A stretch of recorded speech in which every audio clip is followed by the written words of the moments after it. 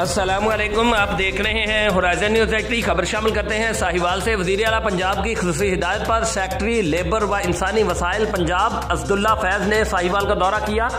इस दौरे में उन्होंने कायद-ए-आज़म स्टेडियम साहिवाल और कस्बोवाल तहसील चिचावतनी में मुफ्त आटा तकसीम के सेंटर्स का दौरा किया। असदुल्ला फैज़ ने इन सेंटर पर स्टाफ से मुलाकात की और तमाम इंतजाम का जायजा लिया। इंतजाम के हवाले से इनको ब्रीफिंग दी गई।